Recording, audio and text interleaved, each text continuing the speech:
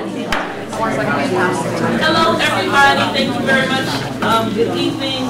Thank you for coming out to our education meeting tonight. We're going to get started. So before we start up, just the purpose of this education meeting today is to go over a curriculum audit that was done by DCIU. And today what they're going to do is they're going to present the information from the audit. There has been a lot of questions of people asking about our curriculum. How does it measure up to other school districts? And we're trying to find out how does it measure up to other school districts and what loopholes or things or issues that we may have with our fix right away, and look at some corrective action and preventive action plans to help roll that out.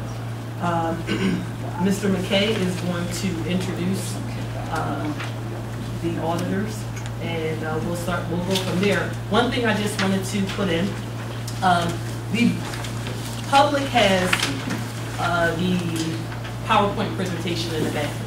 The board members, because of the issue with the audit with regard to timing and everything, the board members we just received the audit report today. It came to us by PDF, so no one can alter it or anything like that. So at this point, the board members have not had the opportunity to review the audit at all. So we are going to review the audit, and we will release it to the public at the next board meeting, which is Monday.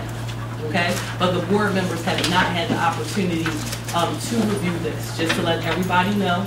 But you will get a copy of the audit as well.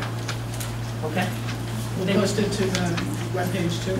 We'll post it. Yeah, we can put it on the webpage, absolutely. And we didn't get it. We didn't get the PDF today, correct? No, we didn't get. What I'm saying is the board has received it today. That's right there. This is the PDF. Yes. Oh, okay. They just printed it. But we didn't receive it in our packet or anything. Oh, no. We didn't receive it in our packet or anything like that. Got it. All right. And I want to say thank you very much to the DCIU auditors for providing your time and helping us with this audit. Mr. McKay. Thank you. Good evening. Thank you all for coming out and continuing to show your interest as we move teaching and learning forward. I would like to, before we get started, up front, I would really like to thank the DCIU for all their work on this. They were great to work with. They asked questions. They would email every once in a while, can I see this document or that document? And we had a really good, strong working relationship. They also told me numerous times how welcoming all the schools were and how interested in having these conversations the staff was, whether they were administrators or teachers, parents as well. Everybody had some information to share. And when they said they had collected it all and looked at everything, they said they really couldn't believe how much they really were looking at. And it was a lot to compile into their written report. So tonight what we're going to hear is we're going to hear the summary that they have put together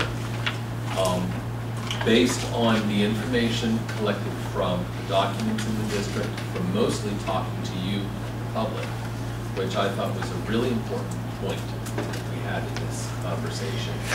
And then looking at some state data, some local data, and trying to synthesize everything accurately to have as a concise report as possible so that what they presented to us could be actionable. And it wasn't just more paper, oh, that's nice, and it goes on the shelf. That was one of the things I said up front. We really need to know, okay, here are our findings and recommendations. What would remedy this? And I felt that was very, very important, a very, very important piece of this. So, I would like to introduce our two lead reviewers. And I had respect for them when they entered the office the first time, and I continue to have respect for them as they led us through the review. I'd like to introduce Dr. Mike Masco and Dr. Barbara Burke-Stevens. Hi, everyone. Also with us tonight, Dr. Shelley Fiola. She's the Assistant Director of the Delaware County IU.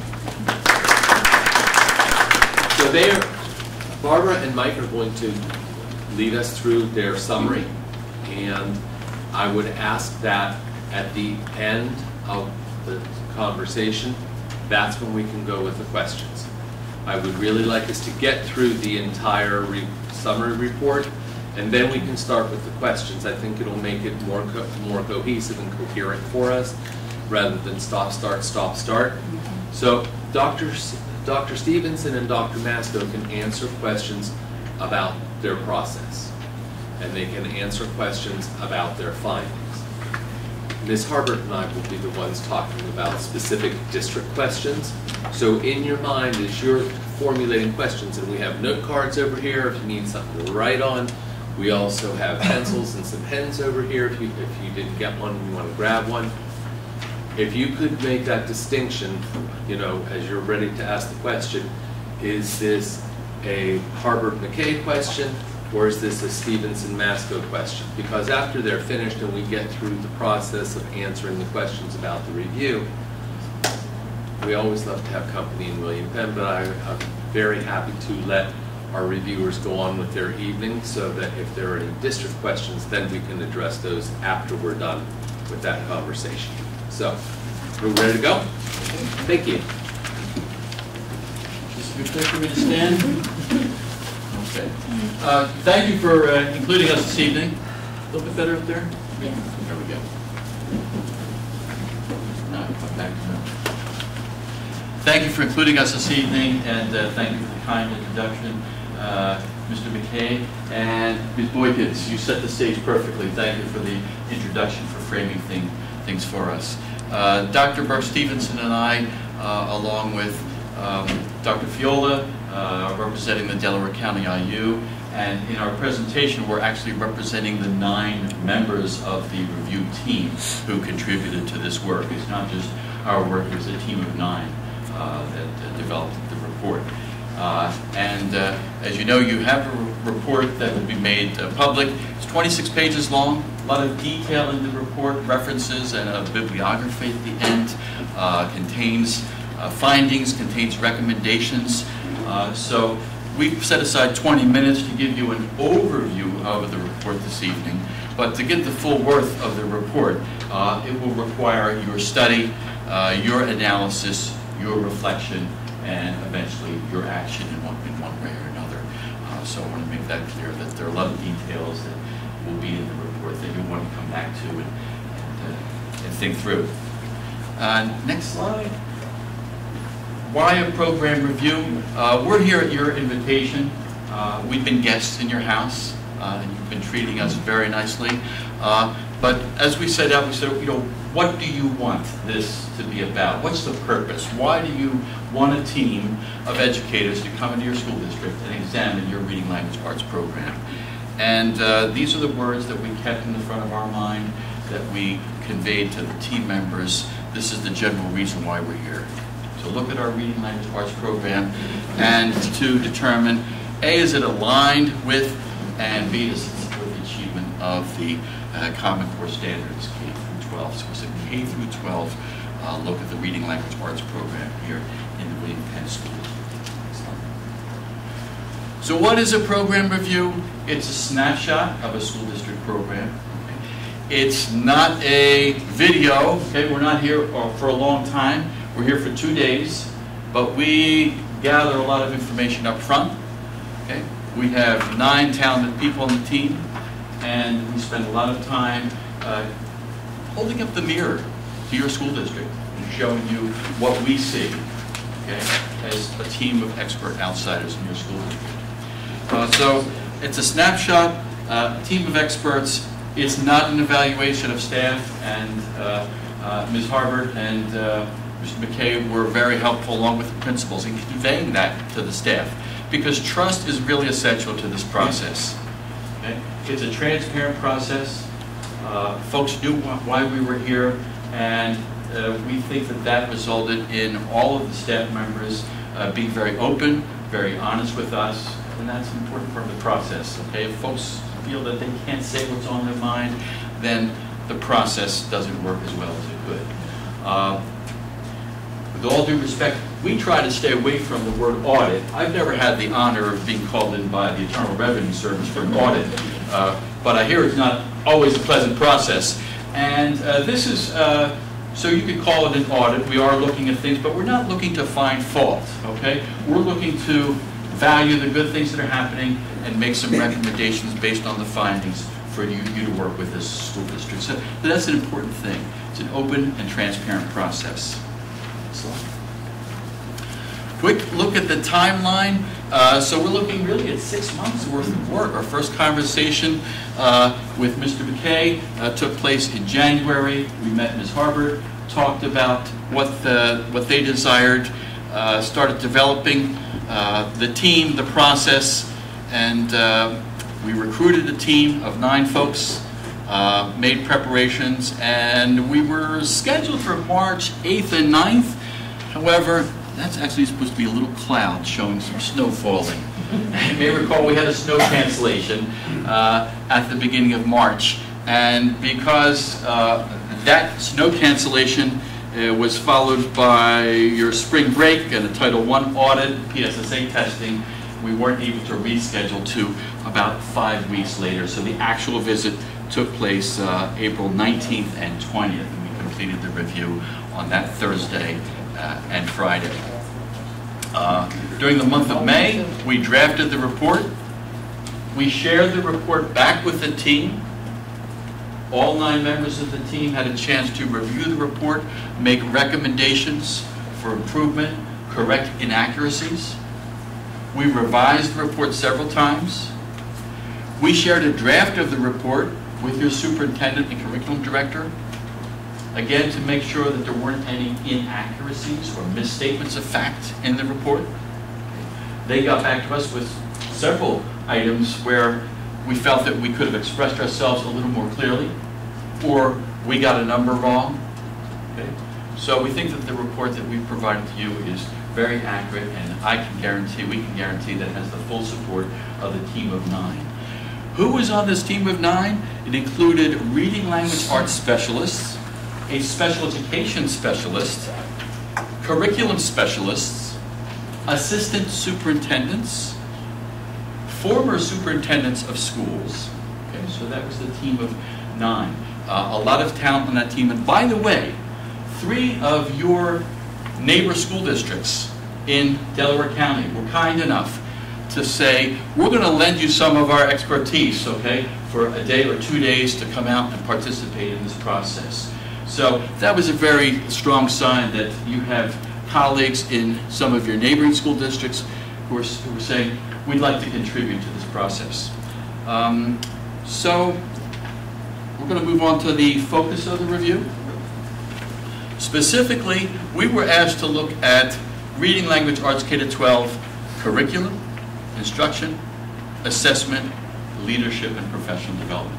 So those were the 4 focus areas, and for each of those focus areas, we developed a number of questions together with Ms. Harbert and Mr. McKay that would guide the work of the team. Again, we were guests in your house, and we wanted to ask the questions that you thought are important to ask that would help us do the type of research that we need to do. So we agreed on several pages of questions that could be asked in various settings, whether they were focus groups or interviews as part of our work. Next slide. So how did we conduct our research and data collection? First of all, the team members reviewed your school district documents, curriculum documents, instructional materials, K through 12, looked at your student achievement data. In addition, the 9 team members collectively participated in 54 classroom observations in all of your schools. Every school was visited, interviews, and focus groups. So a lot of getting around the school district, visiting every school building, visiting classes in every school building, and talking with a whole variety of folks, including groups of students, including parents, teachers, education specialists, such as school counselors, your reading coaches, your superintendent, director of special services, Mr. McKay, your principals, facilitators. Facilitators, thank you. You're reading facilitators, so we think we got around to a lot of people in 2 days. And finally, how can you use the report? First of all, it's important to recognize and celebrate the strengths in the school district. And when we, a little further in our summary, we will cite 10 very specific strengths that we were able to focus on and recognize in the school district. The report also allows you to set priorities for action in the future and determine procedures in terms of how to accomplish our recommendations. But at this point, the report is really in your hand. We have no authority in your school district. We're here at your invitation. We've provided, we think, some good recommendations, but now the work is on your part in terms of what are the next steps, which recommendations do we follow. I think, as you said, some things we can do immediately, some things are going to take time and preparation. So, that leads us into Dr. Burke Stevenson. She's going to summarize the findings in the report.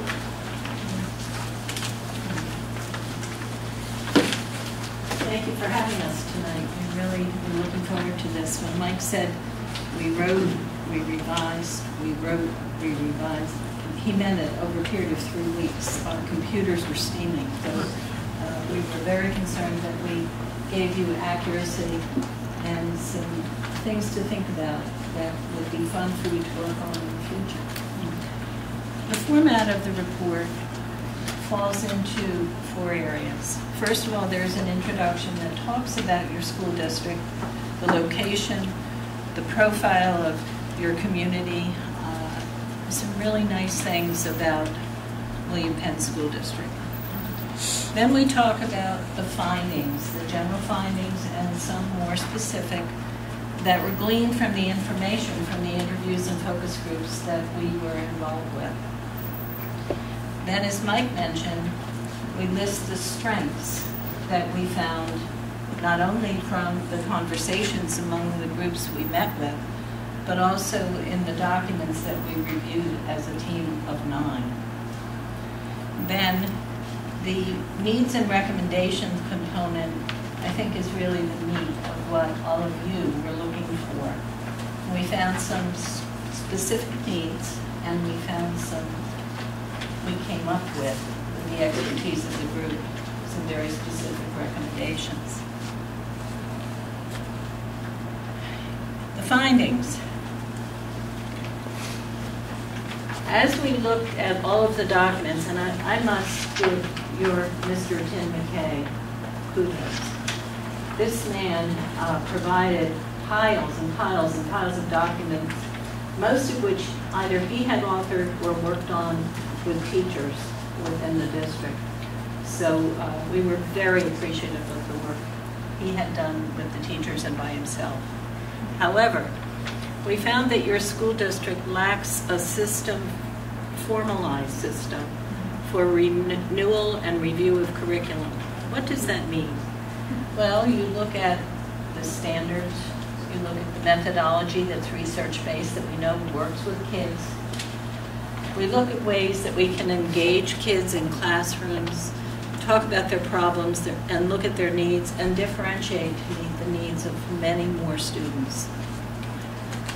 Then you set up a cycle. Some districts have a 3-year cycle, some 4, some 5.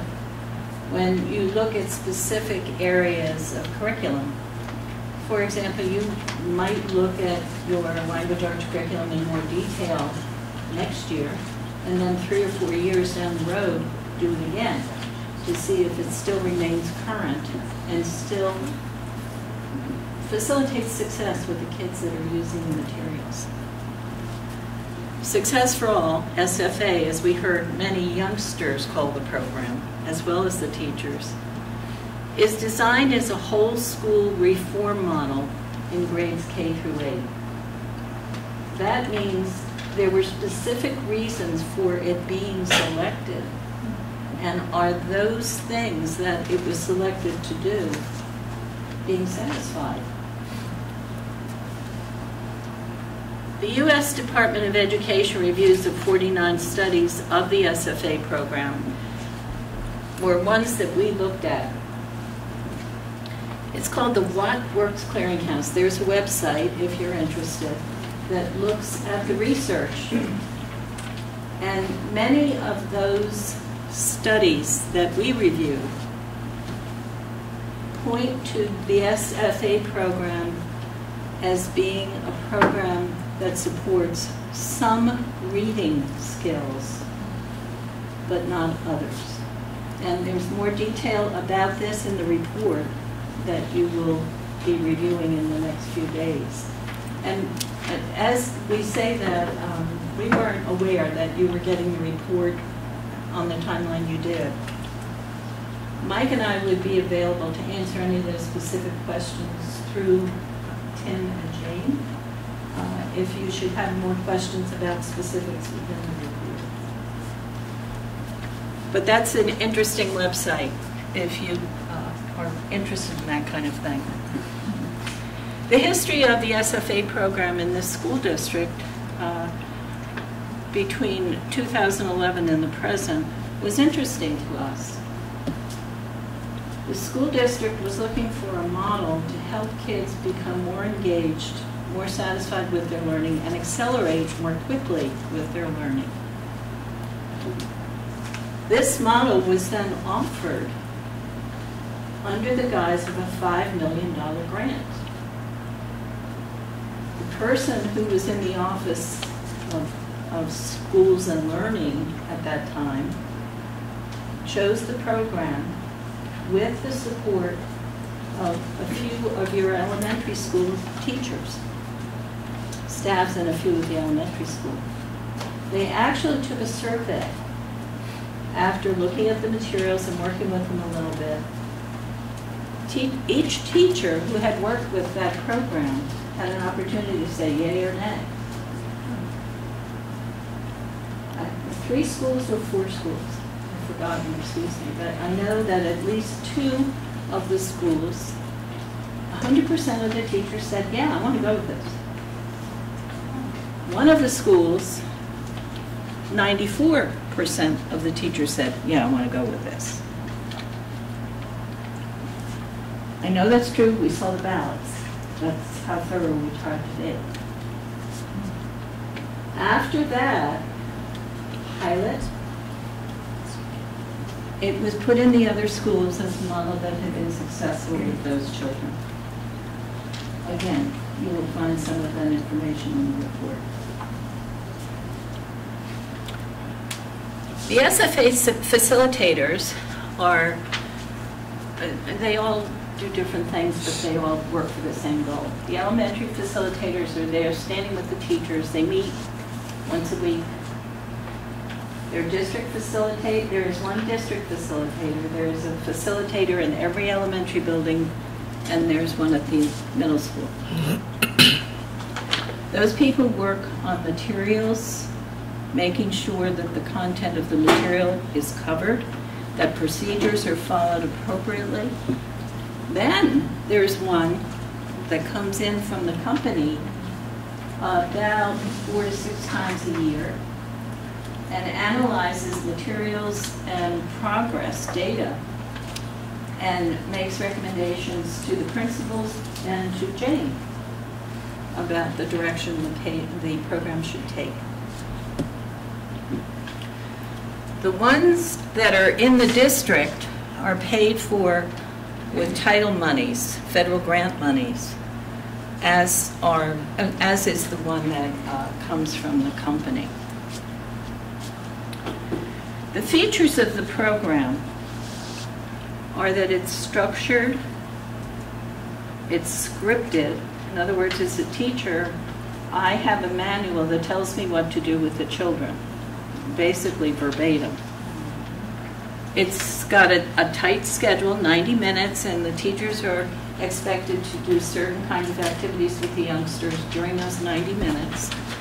And then there's an accountability piece, which asks the teachers to be professional about entering their data, the results the children produce, into a computer program, a database, so that they can be put together and analyzed as the year moves on. Another finding, there's a lack of differentiation of instruction in this program. We heard from teachers and also from youngsters that if I'm really smart and I can go beyond these materials, there are very few opportunities for me to do so. Unless mom and dad are the kinds of parents, I'm sure you all are, who buy the books, get them online, give them opportunities to enrich them. But the program doesn't do that. Looking at another group of children who struggle to develop the skills, there's very little differentiation for them as well. They're moved along after they do some testing, and there are certain qualifications to move from one place to another in the program. And once you meet those testing guidelines, you can move to the next level. But if I don't meet those testing guidelines, I either stay at the level or go to another group, but it's not true differentiation. Because the program focuses just on developing a bank of reading skills, the district has had to incorporate an additional writing program and a grammar program in grades K through 8. There are actually textbooks that the teachers use with the youngsters for writing and grammar. Some people will argue that writing, grammar, and reading are language arts, and therefore should be integrated and taught in an integrated manner. One of the things that we were impressed with at the high school was the way and the result of the materials, the way the materials were put together, and the result of the materials being put together by the teachers with the guidance of, in this case, the principal and other department kind of leaders.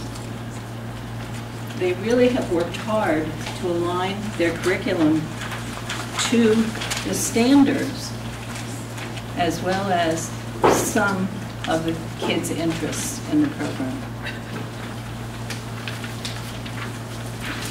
In instruction, we found the SFA addressed lack of instructional consistency and accountability, which was one of the main reasons the program was adopted in the first place. So instruction is consistent because it's written in a progressive way, and teachers are following those instructions and doing what the instructions say to do with the youngsters. And then, of course, the accountability piece. The program has to be implemented the way it's written and expected to be taught in order to be successful. We found many of the teachers doing just that, doing the program as they're supposed to be doing it. Even some of the more skilled teachers sort of embroidering upon that and helping kids get more involved in other kinds of activities. If I were a first-year teacher learning this program, I wouldn't have those skills.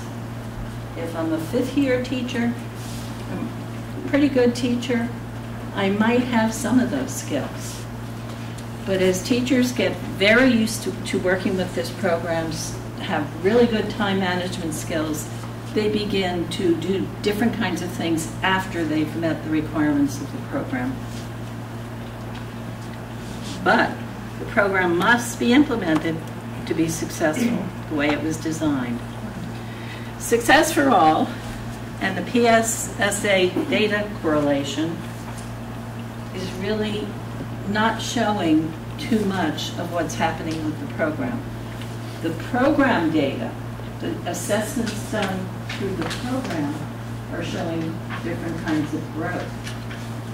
However, the PSSA data, when it comes to PBAS, the Pennsylvania System of Assessment, really crazy if you've never looked at the website.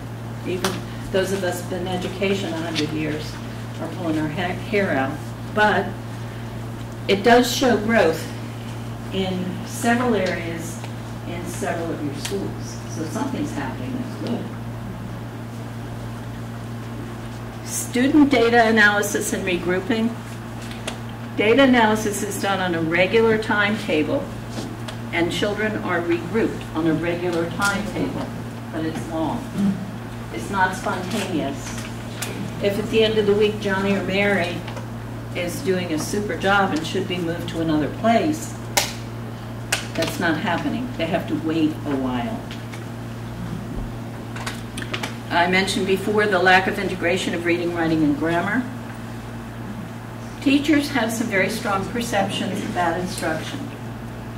Teachers, in some cases, love this program because it helps them plan. They know what they're doing is research-based. They know what they're doing has worked with some kids someplace. Then there are other teachers who are saying, this doesn't give me the freedom to do what I was taught to do in college. I know how to teach reading, but it doesn't give me the freedom to do it the way I know how to do it. So there's two very different views among your staff. Tutoring blocks are provided for different time frames at different levels, but at every level, there are tutoring opportunities for children who are struggling a little bit. I understand most of those people are retired teachers. So old people like me. High school students' perceptions. Some of the kids like it. Some of the kids don't. Comments we heard were, I think I would rather have more homework that's really meaningful because I write sentences that the teacher expects me to write for an assignment, and I'm limited to 2 sentences, 5 sentences, whatever it might be. And really, Dr. Stevenson, I'm not sure my teacher reads it. I think it's completion that they're looking for. Another thing we heard from youngsters, I fell in love, I have to confess, with the little boy in the district. He's in 5th grade, red hair. And he told me that the one thing he learned that year was you review and engage when you're redoing your sentences. And what that means is you look at it and then you re-engage with the whole context of the lesson to bring these sentences that are very meaningful out. He told me this like he was the President of the United States doing whatever. You have children in this school district. All of us are proud of our children, but you should be very proud. They're not afraid to tell people like me anything. And they did. The high school kids told us that they felt the teachers were, my word, afraid. It could be a fear with non-preparation. Either they weren't educated to do something or they just don't have the skills themselves to discuss difficult issues in the classrooms. I'm talking about issues that are very current today. I don't have to list them. We all know what they are. We read about them every day in the paper or see them on TV. But the kids in the high school want to have some forum in which they can discuss difficult issues, have their feelings and their thoughts and their solutions shared with their colleagues, the other students in the class. We talk about this a little bit later. Barbara, I would also add that in the parent focus group, I heard similar sentiments that the parents, speaking on behalf of their children, felt that there are certain subjects were taboo and the students didn't have the voice that they should have as young adults in some of the classrooms. Not all the classrooms, I'm sure, not all the teachers, but it was present enough that these parents felt that it was important to bring it up in the conversation. Thank you, Mike. The program also, through the instructional lens, offers limited support for English language learners and students with special needs.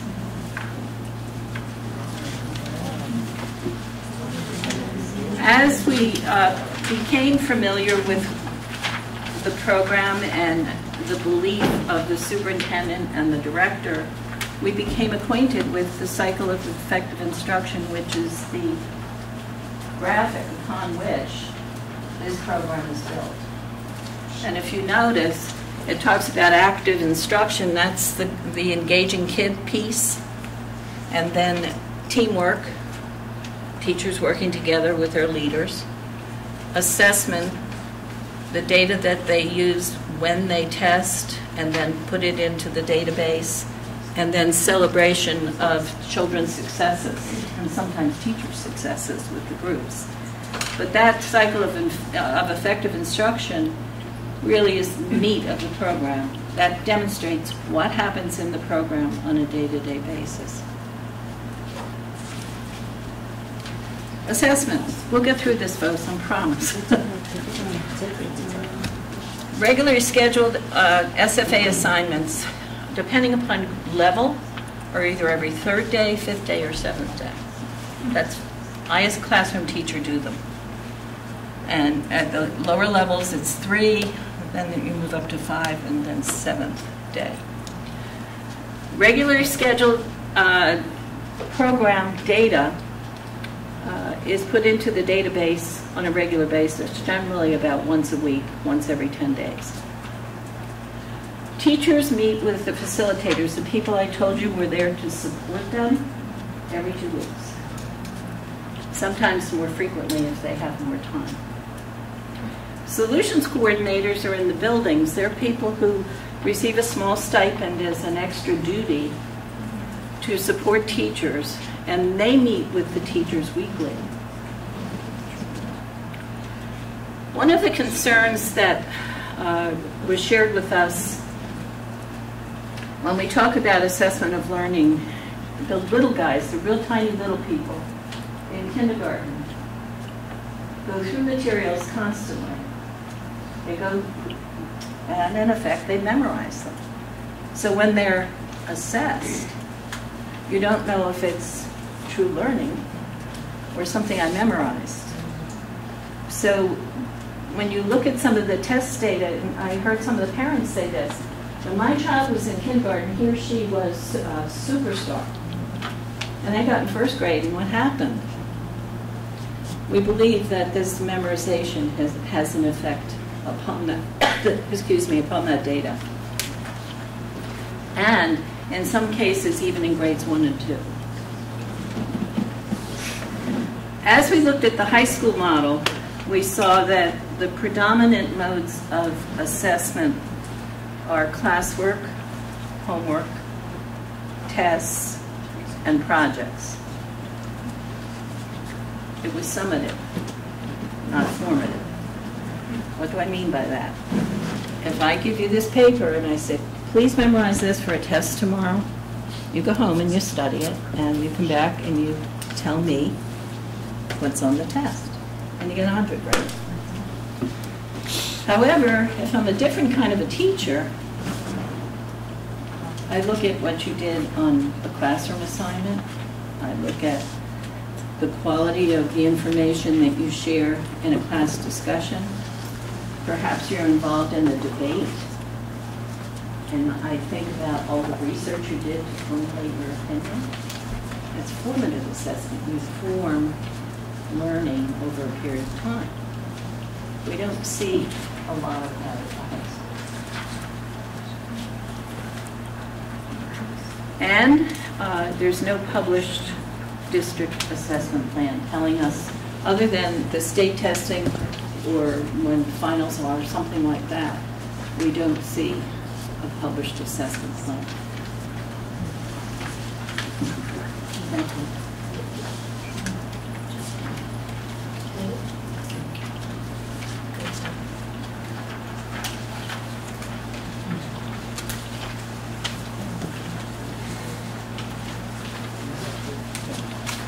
Now, in the big report, that you will see in a few days. The performance for last year that's reported by the Pennsylvania Department of Education comes in many, many forms. But the ones we looked at were these, the indicators of, that should be of, academic achievement in reading and the PSSA Keystone exam in literature. We looked at the indicators, information again from PDE, of closing the achievement gap, and your district is slowly moving to close the achievement gap. Then we look at closing the achievement gap with historically underperforming children, the children who have struggled. Once again, we saw some growth there. And then the Pds indicators that I talked about before.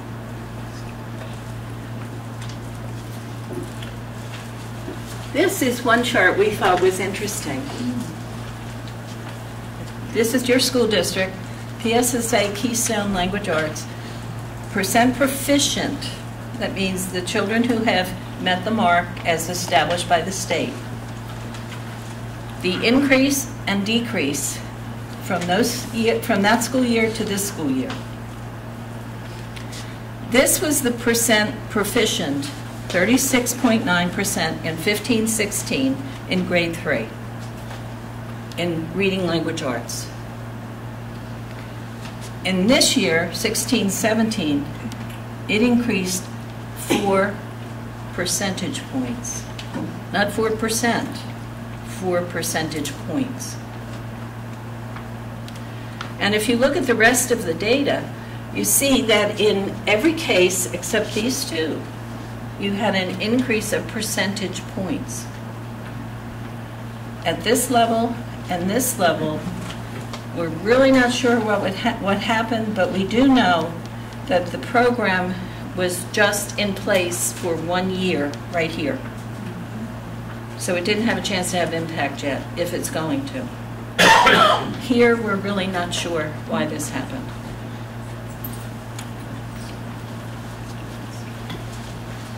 Leadership and professional development. The program, the Successful program, has a heavy-duty professional development program embedded in it. In other words, someone comes to my classroom and watches me do things, so I know whether I can improve or if there's another way I might do it. There's also opportunities for people to get together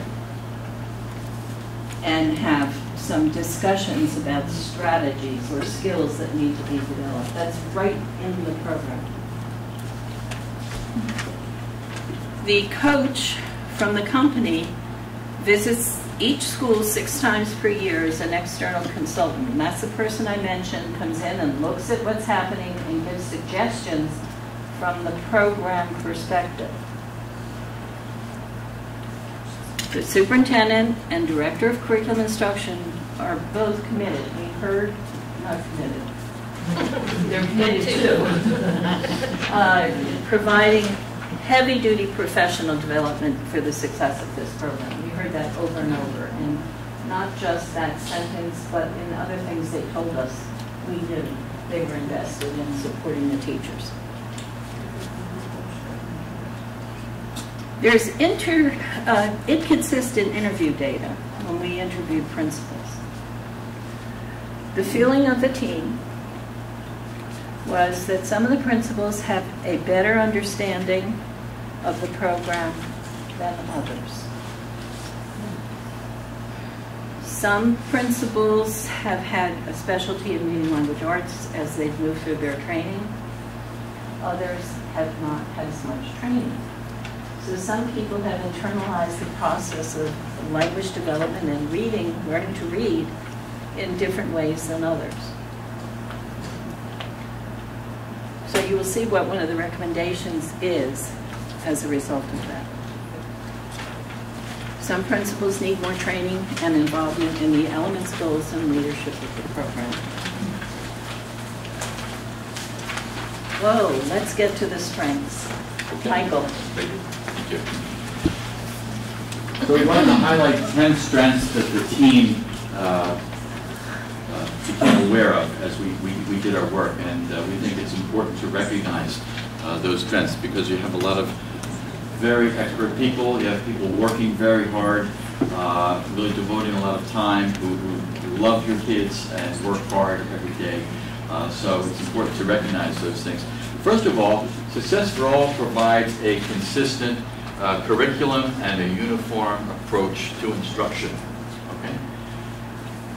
I've seen school districts where the message is pretty much, teacher, here are 30 kids, go teach them something. Okay? And everybody's doing their own thing. Okay? So this is a virtue. Okay? Now, can you have too much of a good thing? It's possible. Okay? And that's one of the things we're going to ask you to consider. Okay? Is there too much consistency, too much uniformity? Okay? Because there are two extremes.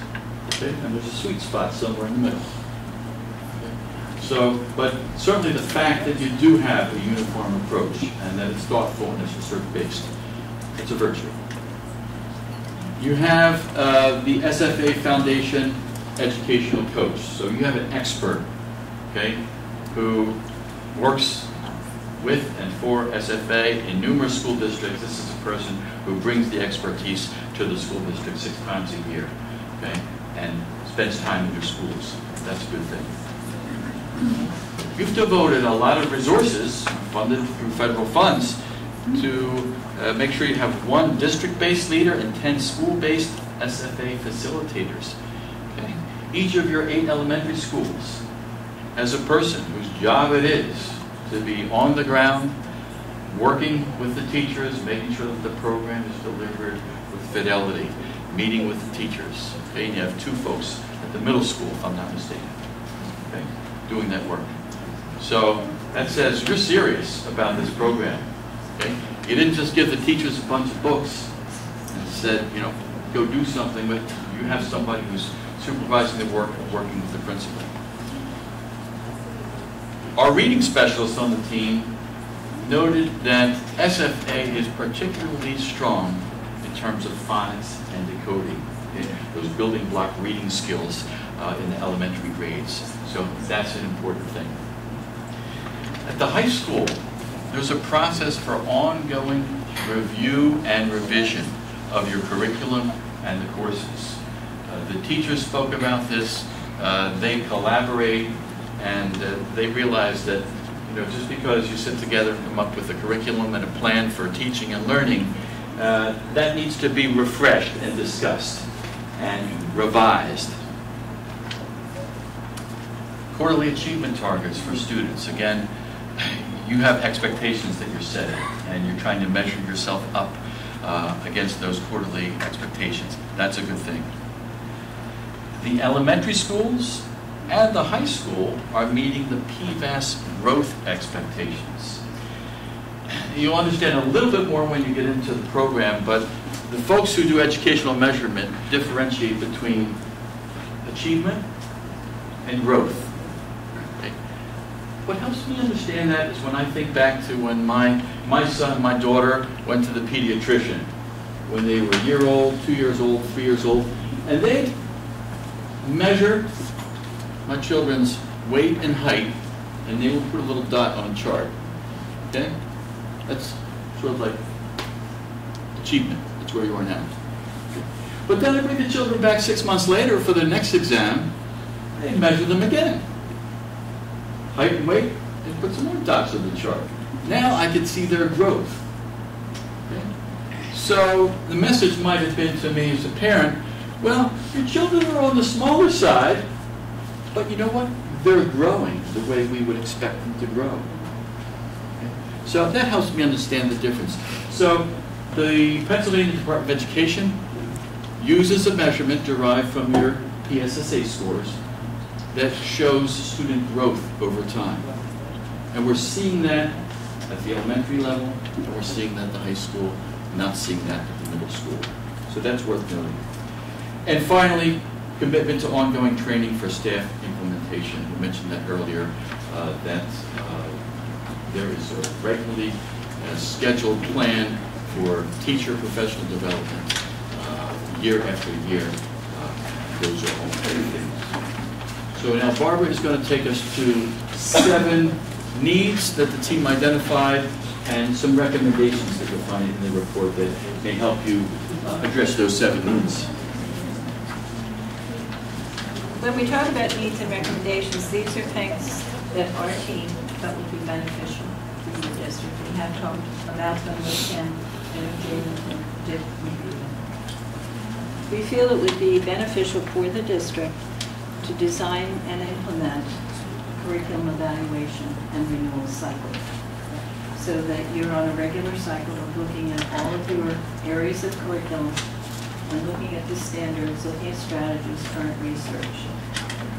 What that does is keep you on your toes, regardless of whatever the academic area is, whether it be reading, language arts, or math, or science.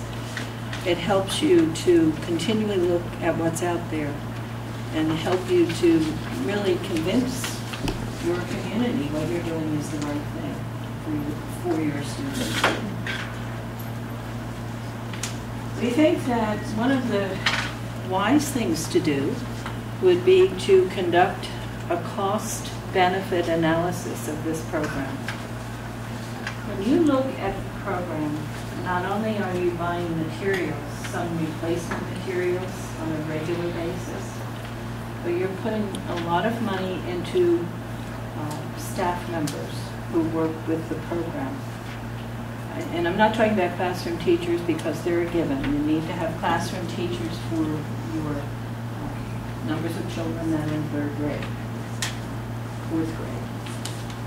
But if you look at the number of facilitators, the other people who have special roles in this program, we think one thing would be to look at how much that costs you and you're getting your bang for your buck. That helps you look at alternatives as well. How might we use staff differently? How might we use data differently? How might we use our limited guidance counselor services differently? Whatever it might be, you sit down as teams and talk about that. But and believe me, business managers love this stuff. So the business manager will buy right into this. We feel that you should look at ways to enhance the program to include more differentiation strategies. For those little people and big people who struggle to develop the skills, as well as the ones who are quite bright and need some challenges beyond what the program now offers. That would be some of the future direction for the curriculum. Could you just repeat that one statement that you just said? I hope I can remember. I'm old, so I can't remember.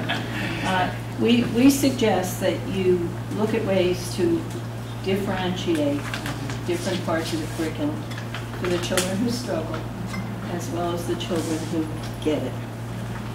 Thank you. And in line with that, so number 1 is to establish an overall curriculum renewal cycle so that you know that X years from now, you're going to look at your science curriculum.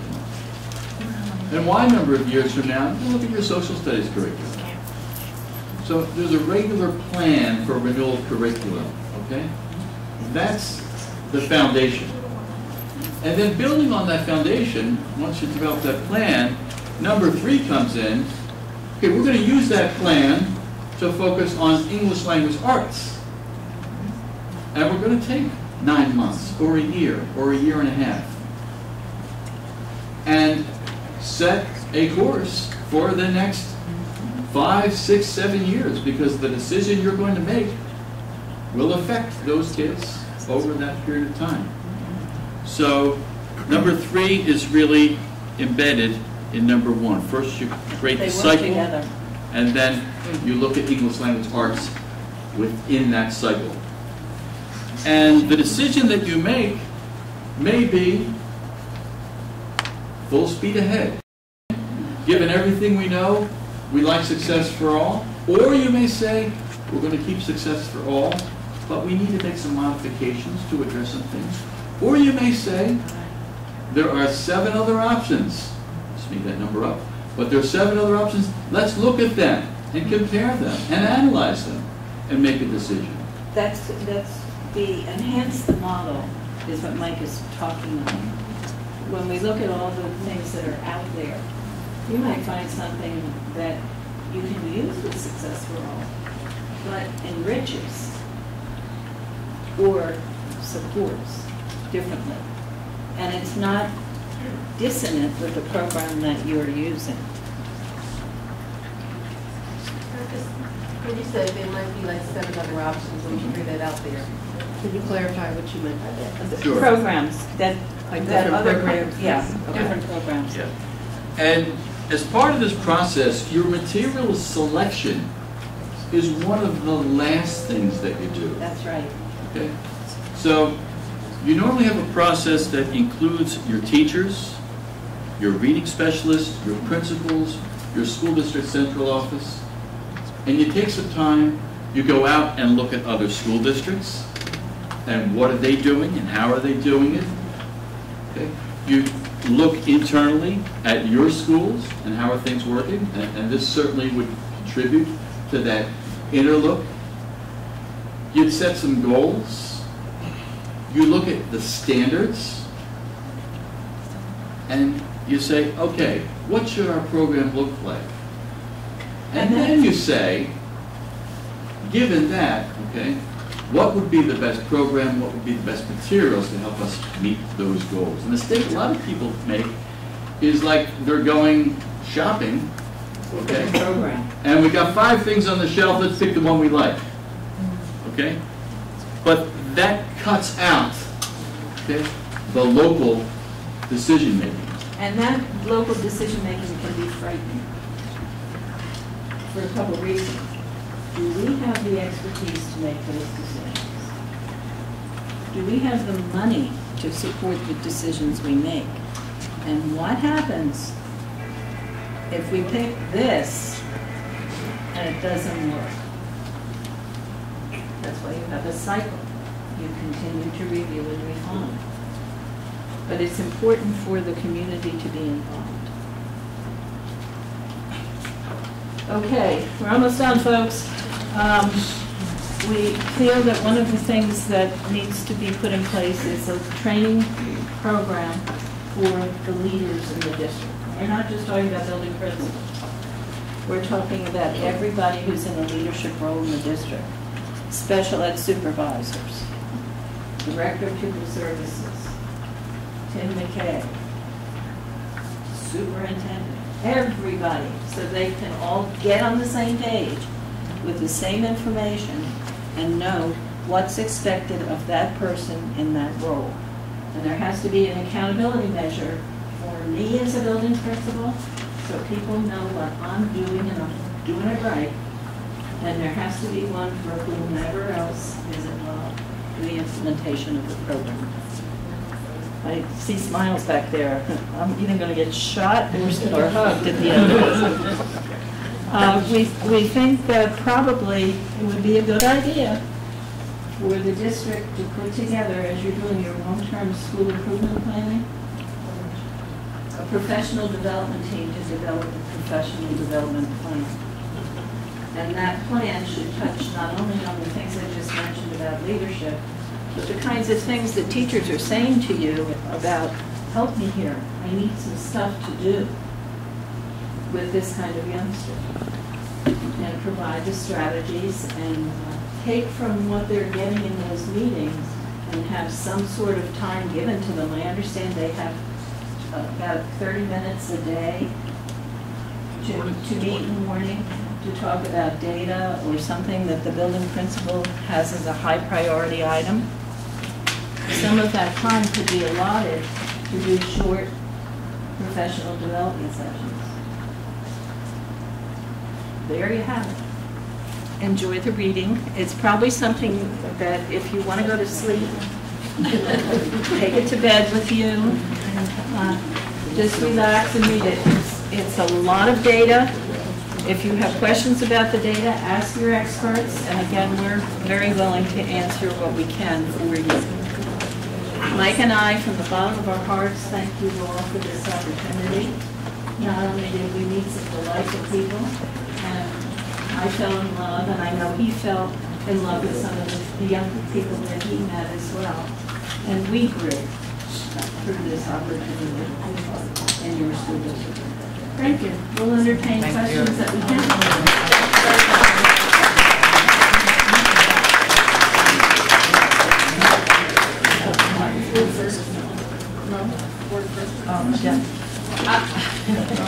Before we open the floor up to questions, I do want to talk to the board first, not talk to the board, but have the board ask their questions, starting with Mr. Wright, and we'll go around.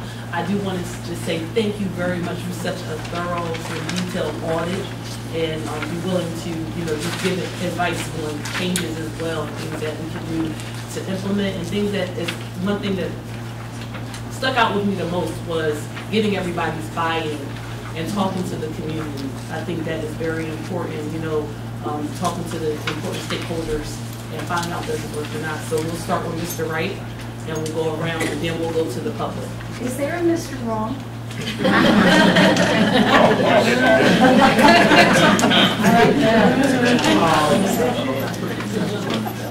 really don't have a question, but pretty much answered some of my, concerns about the personal success all coming around me 4, 5, 6 times a year. I think that's very important. Also, I noticed you're talking about the phonics. That's very important, the writing component. And can you explain how teachers have to do it? I have an idea, maybe everybody else does, as far as testing the students. I guess my other question is displaying, not so much their name, but displaying the results from classroom to classroom. And do the teachers who work with them, do they meet with the team leader? You only as strong as your weakest link. And then the ones who are not really coming along, are you really giving them support, observing when the facilitator comes from, from outside the district? Do they report to the principal? Yes. The principals report their findings to the teachers who may be struggling, and you move on, from there. And then you have somebody, you have modeling. You always have a super teacher.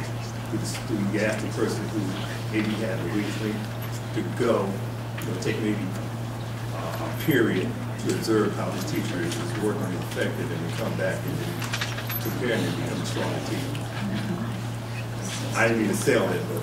Well, I think I pulled a couple of things from your questions, Mr. Wright. First of all, the teachers there's a test that they're given through the program, and it's called SRI. The SRI. The data is collected on a regular basis, and then the facilitators, success coordinators, all those people are looking at that data on a regular basis. And when the teachers sit down with them, the teachers have the opportunity to say, well, Barbara just isn't getting it. Here's her data. Can you give me some suggestions?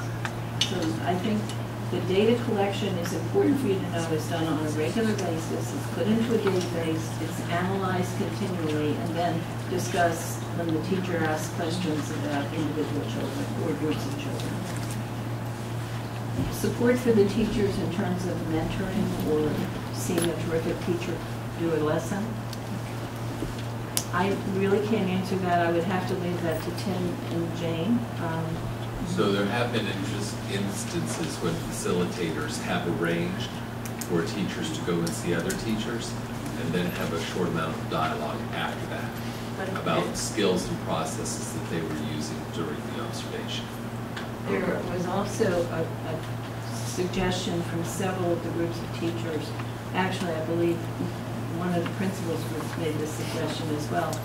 There are places where that are written up in all the educational journals that are doing a super job with different programs. To see the program in action in a very successful site would be a great visitation.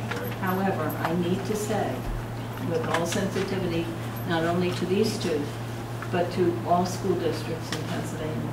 There's a huge, huge problem with substitutes. To get substitute teachers in, and for those of you who might be teachers, you know what I'm talking about. So I, as a building principal, if I wanted to send you to Bucks County someplace to see a program, I'd have to say, look, we can do this if we can get a substitute.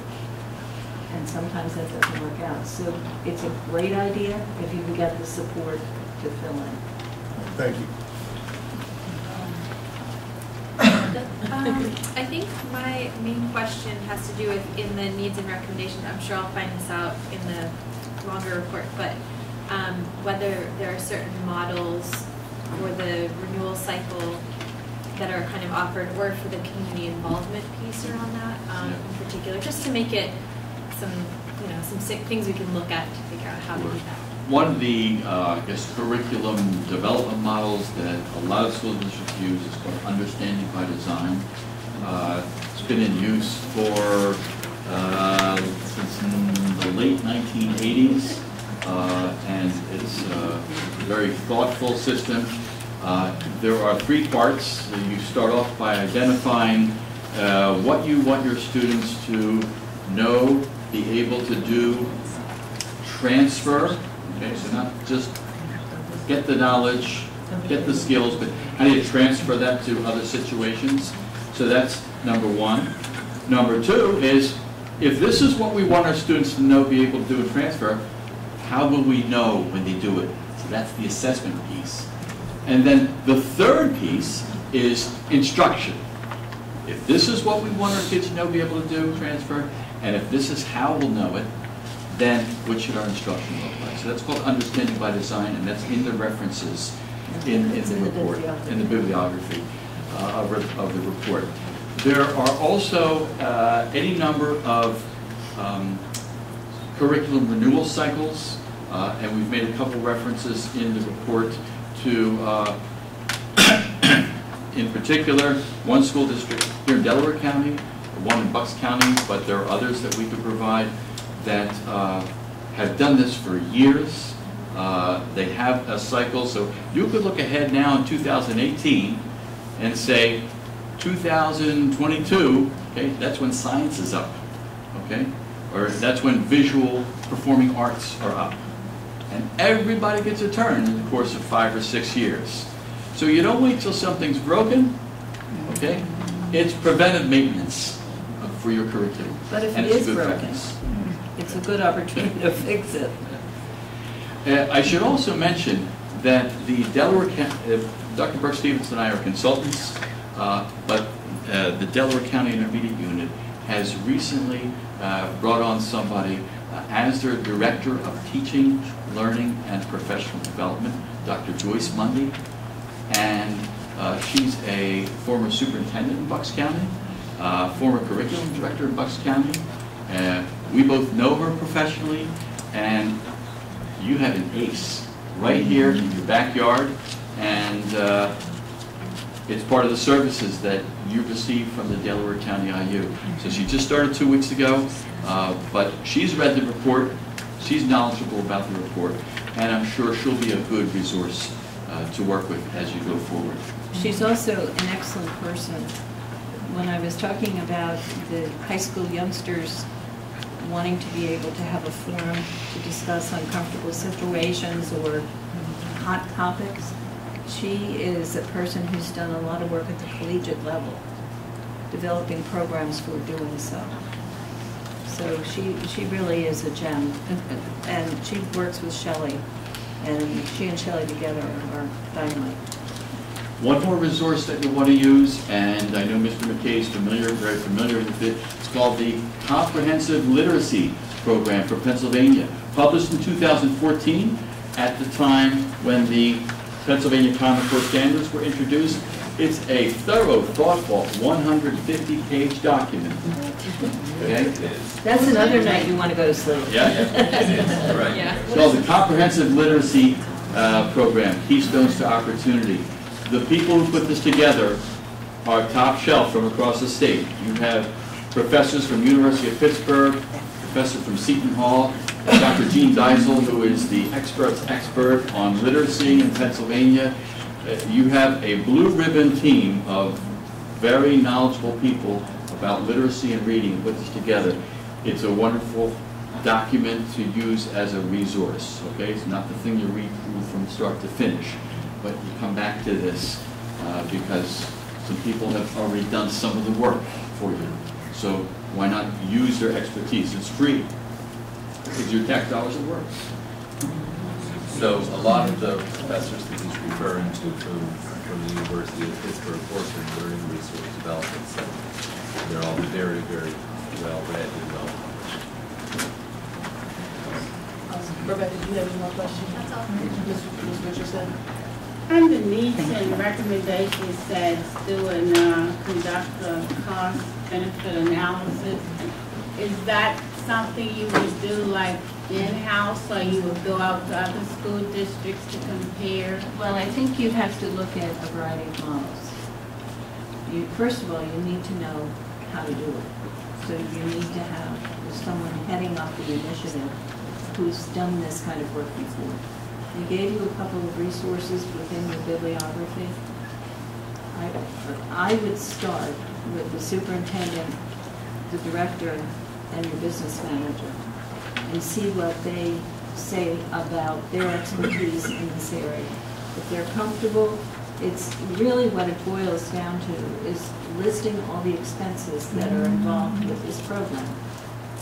And then looking at the data that the children are delivering to you and listening to opinions of people who know what the program is about and do an analysis of a cross-analysis of those things.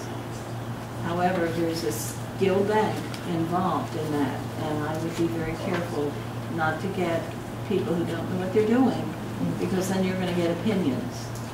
And you want data, you want facts, you want actual alignment, cost to benefit. There's a reason that's number 2 among the 7 needs. Before you go and examine your reading language arts program and make some recommendations and some decisions, you want to know fairly clearly what resources you have at your disposal, because you may want to use those resources differently, etc. One of the worst things you can do as a board is say to your administration, go ahead, dream big, okay? Give us some options. And they work hard. They involve teachers and principals, and they're spending afternoons and evenings and weekends up in there, okay? And you bring it back to the board, they say, well, that's nice work, but I'm sorry we can't. So it's important that they know what the resources might be at their disposal, okay, before they go ahead and do their work. Does that make sense? Thank you. Just some very brief, because I need to read the report. On page 5, it says high school students' perceptions, but that really should be, that was all grades, right? Because you told the story about the 5th grader. I just want some clarity. The high school perceptions piece is the difficult subjects, topics. I shared the story about my little boyfriend because I thought it was an illustration of engagement of students. Okay. But that was his perception of engagement. Got it. And to your knowledge, what do we call SFA in the high school? Is it SFA or is it? They don't have it in the high school. Okay. And to your knowledge, do most ELA programs include coaches, facilitators, whatever you call it at the moment? It depends on the school district. I have a background in language arts. Before I became an administrator, I was a reading specialist and did stuff like that. I, frankly, have never been in a school district where so many people were there to support the staff in a program. From that perspective, it's wonderful. I mean, if I'm having a problem with a group of children, I can come to any one of you because I know that you all have the expertise or trained to help me through something. the districts in which I've been involved, in Bucks County, Chester County, Delaware County, Montgomery County, have had a balance of reading specialists, program consultants come in. But I think before you would make any changes, recognize the gift that you've given these teachers in terms of the number of people and the different roles that those people have in support of the teaching and learning process. Got it, thank you. That's all from me. Hi, how you doing? I went through this, but I went through this kind of fast. This alarms me in a way, and please don't take it personal, but I think Success for All, it's a 90-minute block thing, and a lot of students are not liking it. It's too long. At 1 minute, it's a 30-minute block for language arts, and then a 90-minute that for teaching Success for All. Now, I've been in this district for a long time. I find some children are very bored with it, and some children can't grasp it. So we're not all on the same page. How do we then, it's in the K-6 area, then it's in the middle school, then it's in 9th grade. No, it's Can not. I tell? It's not. The 9th grade? Okay. Sorry. So I like to see a scale from 10% to 100%, how we've come to this point when we started Successful and where our ladder has gone. You mean How we get, is it helping? the student performance data is what you're asking for? Yeah. May I just say something to you? I understand that you're concerned. You have to speak because I'm totally deaf. Okay, and I talk softly most times. When you look at the 90-minute block for language arts, that is not unusual in elementary schools. One thing that you will hear from teachers if you visit different schools in different counties, we don't have enough time to teach reading language arts, we don't have enough time to teach math, and most of the school districts are using, I would say, 65 to 90 minutes to teach their language arts. Why? Because many programs incorporate writing and grammar into the reading language arts program, and within that 90 minutes, they're teaching an integrated reading language arts block. Some of that integration comes through social studies, like I'm using the language skills I'm developing to write my social studies report on. Or they're doing a grammar exercise that takes a lot of intense work, so they need part of that 90-minute block. So before you would change the 90 minutes, I think it would be wise, from my perspective, I'm just here as a visitor, to talk with your teachers, principals, and administrators about what else could happen. How could that 90-minute block change a little bit to engage children at a different level? I think you're hearing from the children who are bright or struggling. We actually heard from some of the youngsters at each level, I sort of like this. So we have to keep that in perspective, what that means and how we might change that 90 minutes to be more engaging for kids, which in essence is more interesting. Tweak it. If it needs tweaking, tweak it. And that's If really it's what not we're working, saying, don't look at fix it, but opportunities. if it needs working, then you tweak it. My problem is, and I'm not going to delay it because, what did the other schools, you said other schools that came and visited, what was their input about Successful and the program that we're implementing? When you read the report, you'll see Well, that. I'm trying to read as fast as I can. With all due respect, my dear, it's the kind of thing we need to sit and really read. And you'll see the opinions. They're not identified by role or by person, but they're integrated together so that you can see what the opinion of the team of experts was. Thank you. Okay. She answered, he asked one of my questions, and then the second one I had to ask was, you mentioned about the other teachers coming to view our school. Are we going to other schools and are we, Delaware County, going to other schools and viewing their curriculum? It And, appears and maybe I need to ask is, are they also doing an audit, like we're doing an audit? It appears as if there will be more opportunities for these types of program reviews throughout Delaware County. Toward the end of the year, Mike and I were invited to do another one in another district in Delaware County, but they got to the point that it was too much at the end of the year. So there's the possibility in the fall that that district's review might happen. And then people from your district would be invited to join the team. We actually brought this model from Bucks County, where there's a tradition going back to 1985 of doing these curriculum reviews. So it's part of the culture in Bucks County. They've conducted over 100 of these reviews. Every year there are usually at least 2 or 3 reviews in school districts. And so the school districts are used to this, and they gladly volunteer their people to participate because they know that the team members who participate will bring ideas back to their school district. So it's good professional learning. It benefits everybody, and the price is right because people are just releasing their reading teachers or their science experts, whatever it is, to help each other out. So it's a very collaborative system. And we've encouraged that, and we see on the part of the leadership of the Delaware County Intermediate Unit, as well as the other curriculum directors, an interest in doing more of this.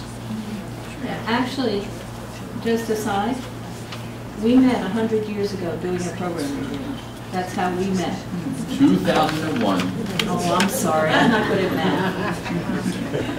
My last question, if I remember correctly, you talked about the students, the teens rather, in hot topics. But I didn't see anything, unless I'm missing it as I'm reading real fast. You didn't mention anything about a recommendation or how to enhance the student. So I just want to make sure I'm not If you missing. look in the report, there's something in the report itself.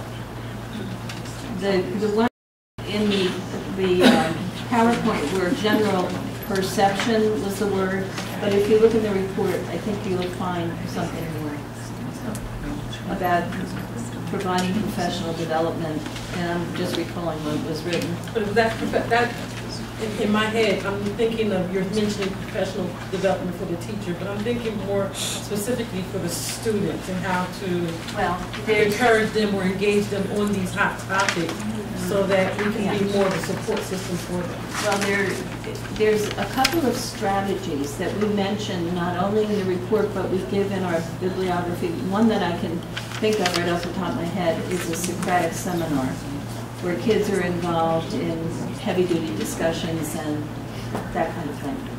But that involves training on the teacher part. We also included in the recommendations for Need 7 is exploring and considering affiliation with the Delaware Valley Consortium for Excellence and Equity. It's run out of the University of Pennsylvania, and 35 Delaware school districts belong to this consortium. I'm sorry, 35 in the Delaware Valley. Sorry. Delaware, 35 school districts in the Delaware Valley, in the 5-county area, belong to this consortium. Excellent training for your teachers, excellent networking across school districts. So that's an option. We also recommended including a cultural competence component in the teacher induction plan. I'm a social worker, so all what you're saying is very interesting and spiking up what I'm... We wish we could have used all the words we used in the report, but we would be here till Sunday. Okay. Thank you. So, one thing I wanted to state to the public is that this is the first time Williamson School District has had a curriculum audit. So this, I want everybody to put that in their frame of mind as well. From the beginning to when we first started at William Penn School District, this was before this board, so when we first started, there has never been a curriculum audit done. So a few questions that I had, actually this is somewhat of my area because I love auditing. A few things is that when you stated about documents or books going home with kids or parents being able to work with the kid at home. You had stated in the beginning when you first presented. We are in some of our schools are in an area where, you know, English is not the first language for a lot of our children. So what I'm concerned is when you said with regard to limited support for English language learners, I wanted kind of, if you can elaborate on that, because is the SFA program a good program for that, for our kids that the English is not their first language? That's one question I have. The first thing I'd like to clarify is I mentioned that I met parents in this community when we were interviewing parent teams that were enriching children at home. They would talk about either trips they would take or books they would buy or sites online that they would expose their youngsters to enrich or support if the child was struggling. I didn't talk about that in relation to English language learners. If you look at some of the What Works Clearinghouse research that we mentioned, and also some of the research about English language learners, there needs to be more support for English language learners than this program currently provides. Now, when you look at tweaking, there may be ways, and we didn't investigate this, that wasn't our charge, but there may be ways of incorporating other things that you know of that would add that component of richness to this program. Another thing I wanted to ask is that as I look at SFA, I look at how many employees help with it. You know, from my understanding of what I see, it's like a hands in, all hands on. Everyone in the school is a part of this program. They help it. Do we have the manpower for it? I question that sometimes. Do we have enough staff to provide the need? Because I look at where we may lack it. You know, when you brought up the numbers with regard to the transition from sixth grade to the middle school, right? You see that the number dropped just a little bit, not a lot. I'm concerned on that area of the drop-off. Do we have the staff to support the SFA full program at the middle school? You know, I think about that because it may work, and I looked a little bit through the audit. I wish I would have got it a little bit ahead so I could have read it and I would have more questions for you, which I will have questions. But the part where it talks about page 6 of the audit, and it talks about SFA had positive effects on alphabetics, potentially positive effects on reading fluency, and mixed effects on comprehension and general reading achievement for students in K through 4. One thing is that we're working on is moving this program, as you see, to our middle school. My question is, from your findings, it seems that we need to keep it at our elementary until we fix all the lacks, and then bring it up and see how, and assess it at our elementary, and assess it and see how effective it is. Because it shows like we don't have anything right now where we're showing how effective it is. We can't really gauge it. We don't have enough KPIs on it either. But I'm just wondering, would you suggest that it stay in our elementary before we move it up to our middle school and know more about it? Or? I think one thing, with all due respect, I'm not a district employee. I do not know all of the resources that you have or not. What we were made aware of is the resources that were built into this program to support this program, and that's what we looked at. So to answer your question, do we have the resources to support the program?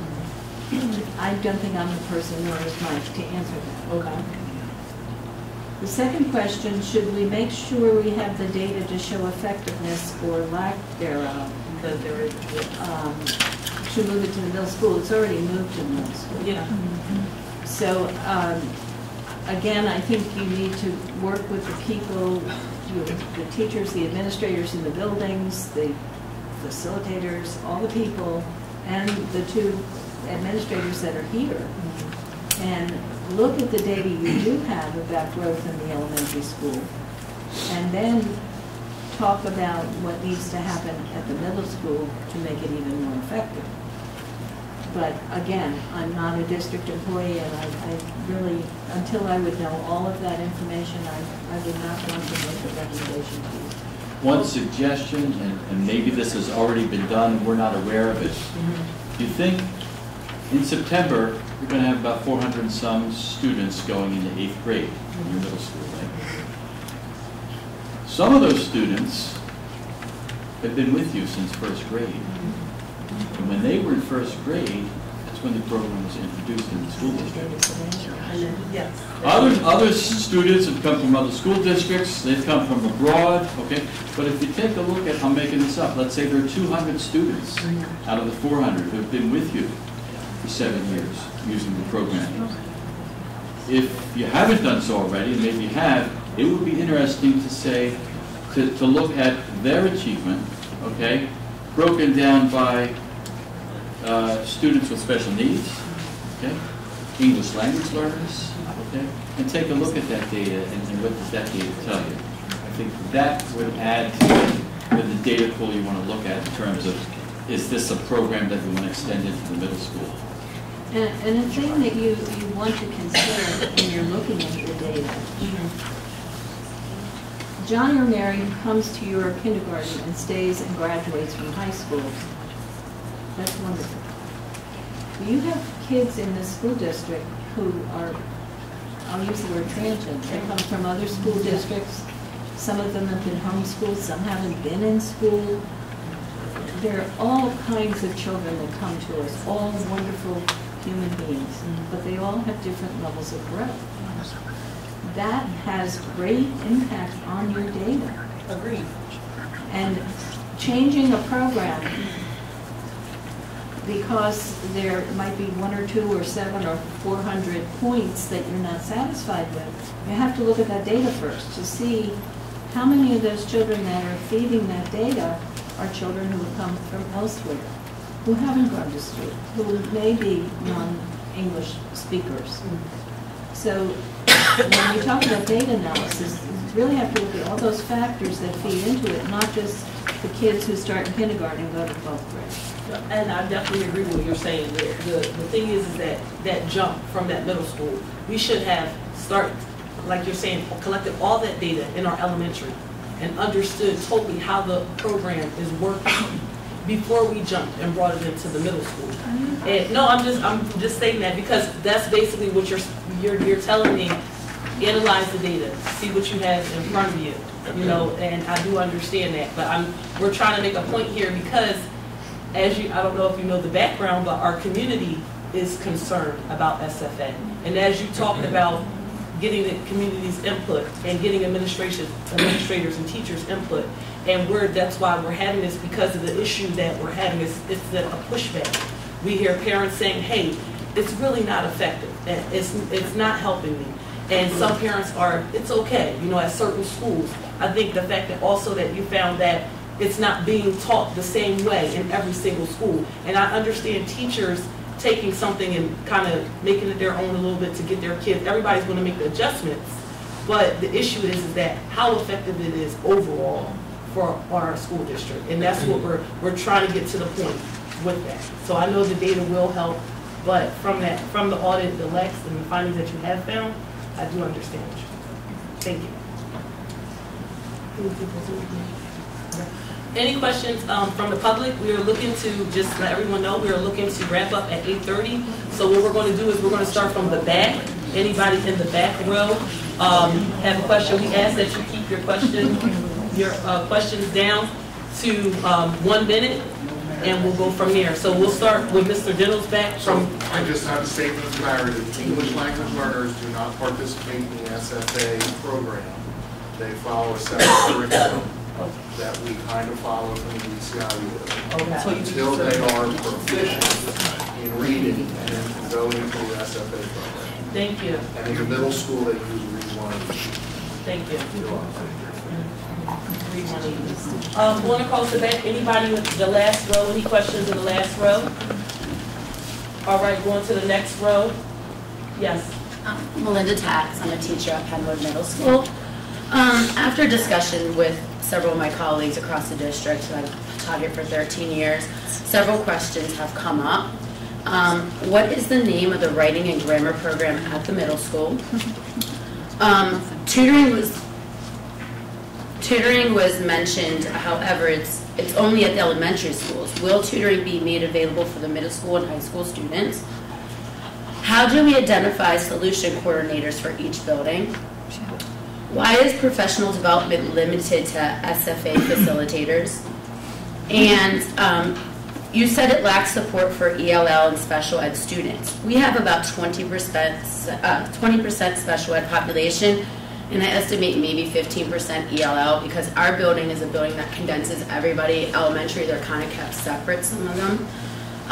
Does that mean 35% of our students are being shortchanged? Like, how are we going to identify 35% of our students' needs? So I don't know that those are honestly questions for our reviewers. And I think one of the questions was kind of answered. ELL, we do use Read 180 for those students. Many of your special ed students are also in Read 180. And Systems 44, we do have those programs at the middle school. And people can correct me if I'm incorrect. I think that we do have that at the middle school, right? We have Read 180 and Systems 44, and we know that students, and so one of the things again is looking at the proficiency level to make sure that we are putting them in the right place correctly. And I'm not sure, not only when you're talking about job-embedded professional development, when people come in, they do meet with the teachers and they do give them feedback. That is considered professional development. At the beginning of the year, many of you had the professional development. You got the cooperative learning training. So that was for everyone. That just wasn't for certain people. I don't know if I got all your questions or not. What's the name of the writing and So grammar program? at the middle school, the decision was made last year that we would work with standards and a framework as opposed to a text, since there were going to be 2 days out of a 10-day cycle where we would use a text. Therefore, it was decided to look at the eligible content, look at the standards, and take it from there without a textbook. The text is at the elementary. Text is at the elementary. Right, and that was a teacher decision. I mean, we have. So the grammar and writing books are first to sixth grade, not through 8. So there's not grammar books at the middle school? At this time. Kathy Soroka, I'm a resident plus I'm a teacher. Tim, I sat on the curriculum committee last year with you, and we talked about having grammar books, and you seemed to go all for it. We talked about it again this year. I don't think a decision was ever made that we weren't going to do it. Our kids need grammar. They come up to us, they don't even know parts of speech, for God's sake. They're not capitalizing, punctuating. We need some type of textbook, workbook, whatever you want to call it. Agreed. So here is the issue. It seems that we can't decide exactly which one we want. I will circle back with Kyle Hill again to see what it is we're going to use. That's not a problem.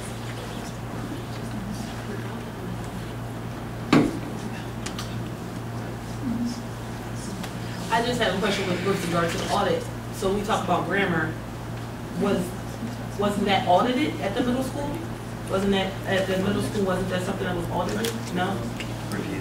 I'll read from page 9 in the report. It's a short paragraph. Okay. At the middle school, there was no writing or grammar text or program to supplement SFA reading and provide a complete English language arts program. Therefore, the school district brought together a team of middle school teachers in order to identify and assemble materials appropriate to the development of writing skills in grades 7 and 8. However, the middle school provided materials for only one of the grade levels. Over the course of a 10-day cycle, 7 class periods are devoted to SFA reading, and 3 class periods are devoted to writing instruction. And that's normal, that's. That's what we found. Okay, thank you. decision. That's what's- Yeah. I'm just saying that. Next row. Yes. Question about the audit. When will the public receive the audit? I stated that in the beginning, I'm Yeah, I sorry was we're a little late. Mhm. So I said that you will receive that on Monday. The board just received it today. Right. And we haven't even been able to read it ourselves, so Monday, we have a board meeting, so I'm pretty sure Jane will have. Will it be altered at all? No, it will not be. So can we just have you guys go to the other room, scan it, and put it on the website? No. What's so different? We will Mr. put- Carpenter, I explained in the beginning of the meeting that the public, it came in a PDF form. There will be no altering, okay? The public will receive that on Monday. Next Okay. question? So you can't scan it. That's all I Next want to question? know. No, Mr. Carpenter. Okay. Next question? Don't want to see it. The next thing, since we're going there, Read 180, System 44, Tier 2, Tier 3 interventions. If you refer to the PSSA manual that was given to all of the teachers, when you have interventions such as those two, they need to be coupled with an actual ELA curriculum program. Therefore, if you are part of the students that were doing Read 180 System 44 and did not receive the actual curriculum program that was being mandated by the district and provided to those other students, then you had the option of removing yourself from PSSA testing. The manual that was given to all teachers, just read the manual. It talks about intervention programs versus curriculum-based. Because Read 180 is all about, it's student-centered, not curriculum-centered, but carry on.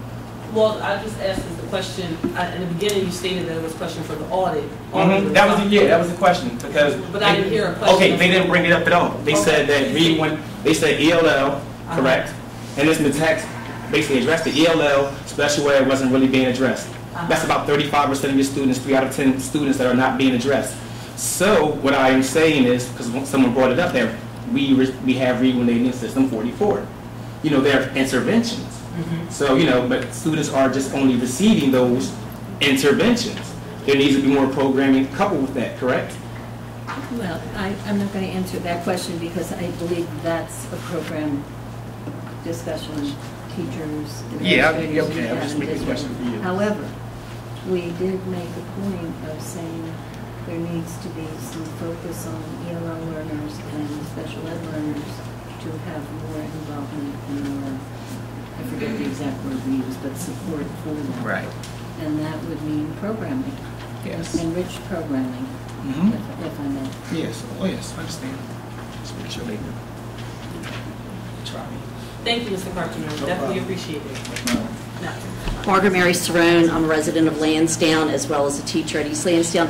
I just need to know, I can't come on Monday. Is there a way for me to get a copy of the report if I can't make the board meeting? Yes, I will make that available. We will also, I will give it to Mr. Miguel.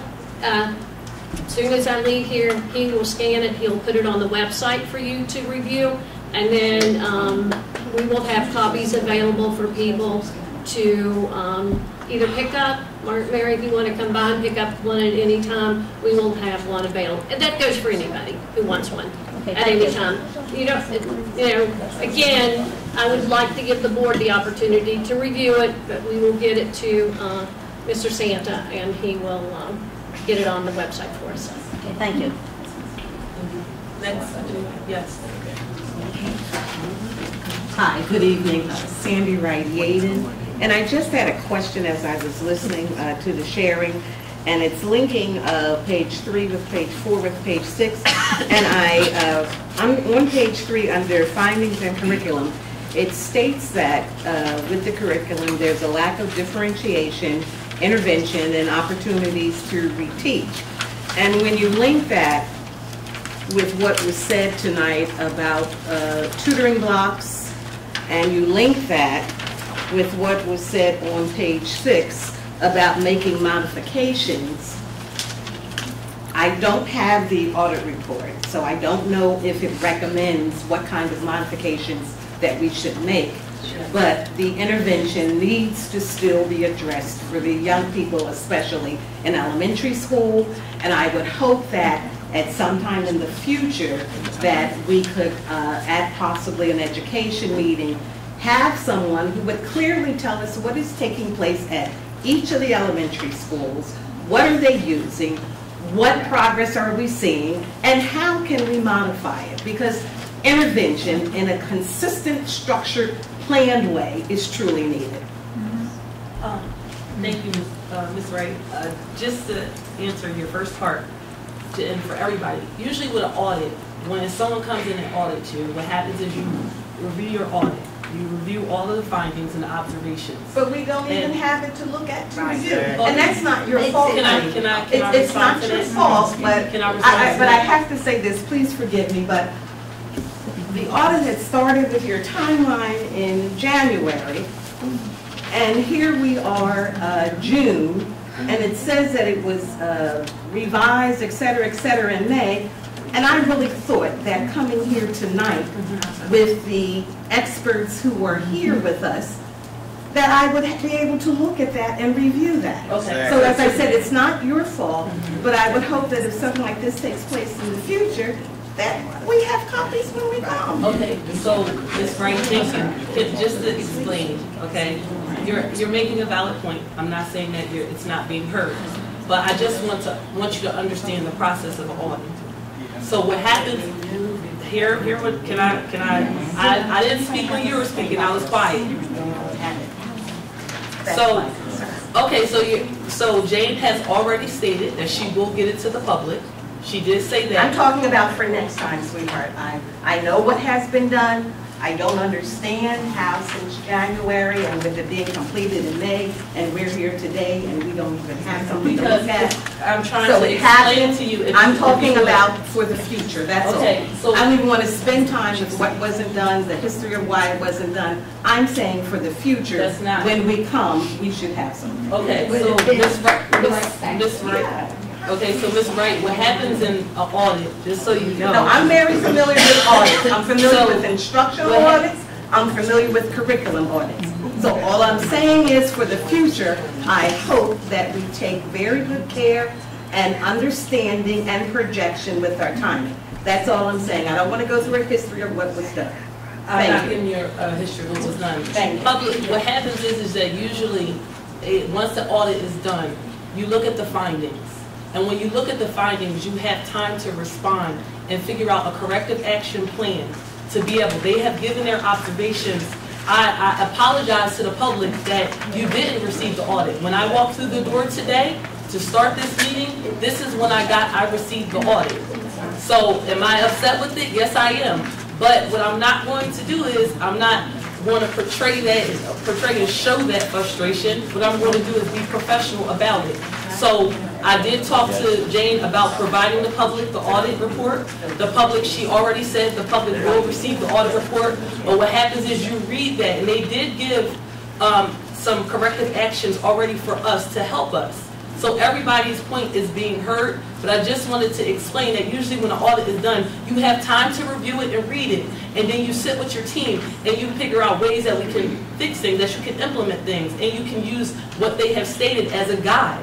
And they've already also given resources that we can use. So all of this information, just as the public is receiving it, we're receiving it as well. So I just wanted to state that. Is there anyone else in the front row that has any questions? Yes. Hi, once again, thank you guys for coming in and doing a very thorough job. One of my first concerns is, as always, I always say, why do we wait till the last minute? So I always feel like we try to fix something and then we come together. And my question always is it going to get done? Is it going to get done? Yes, Mrs. Stevens, it's going to get done. And then it gets done at the end of the school year, and we don't have time to fix it. So now we're going into another school year. That's my first concern. First question to you guys. You said the report was completed in June. What date was it completed? Can you? She said, what date was it completed? Mike and I did revisions I would have to get my calendar out, but I will say, within the first week in June, you got your copy to review. And then we had, not you, we worked directly with Ted. And then we found some typos, we put the PowerPoint together, we sent those typos and revising words to Tim, who shared it with Jane through, we were at the IU last Wednesday or Wednesday. So at the end of the day, last Wednesday. So last Wednesday? Last Wednesday. Okay. And that, there were other copies prior to that, but they had some missing like language and misspells and things like that. Thank you. Thank you for that information. So now we know that the district has had that information for, what's today, Thursday? About a week. Yeah. So there is no reason why that report should not have been given to the board as well as the constituents of this district so that we can come here. I'm a parent, I'm sorry, I didn't introduce myself, parent, and ask informed questions about everything that was written in this report. I don't care the report is 100 pages. I'm going to read 100 pages to get the best education for my child. And if I had that a week before, if I had that last night, I would go to work today sleepy so that I could come in here asking informed questions. And this is always my concern. So we don't have to go back and forth. You were getting ready to try to explain, but as we can see, there's no explanation because there's a week where you as the board didn't even have privy to that information. And we don't. No excuses. Second question. Thank you for being a specialist. And I'm glad that we had so many eyes looking at what's going on in the district. So you said that one of the concerns from some people is that the program didn't include reading and writing and grammar in an integrated manner. As a professional, what do you feel is the best approach in looking at reading programs? Should it be piecemeal or should it be an integrated program? Well, remember at the very beginning we talked about our charge globally to look at the program and look at the Common Core standards. And if you take a look at the Common Core standards, they state that they are based on an integrated model of literacy. Although the standards are divided into reading, writing, speaking, and listening and language strands for conceptual clarity, the processes of communication are closely connected as reflected throughout this document. So an integrated literacy model is fundamental to the Common Core standards. Now how you decide to deliver an integrated model can take many forms, but a concern that the team raised was that using different programs at different times of the day seems to work against the integration that you would hope to have. Thank you very much for that information. And then once again, I say to everyone up here, in September, my son will be in the 6th grade. I have fought every year saying that this program does not integrate everything that we need. We have specialists here saying the program doesn't integrate it. Question 1, how do we even get a program that didn't even integrate what we need when we implemented a program that's supposed to fix problems that we have? But I just want you to food for thought. We have a program with 14, 15 extra facilitators or whatever that's adding something each year that's not integrated, and don't even talk about the middle school. And then the last question. And since you've had many years of looking at different programs and doing audits, and you said that we are progressive. I believe you said, in looking at the data, about 3 to 5 points, not percentage points, but you made it a point to say about 3 to 5 points in looking at the PDOS. And comparing that to other programs, what's the normal average growth? First of all, what I pointed out with that graph was, I don't believe it was PDOS data. I might use the one myself. It's PSSA data that Page 5. there were percentage points of increase or decrease compared to school years. Okay. In reviewing other programs, what type of increase do you normally see with other English language? Very truthfully, we didn't look at that. We didn't look at that as a data piece. It was not part of our charge.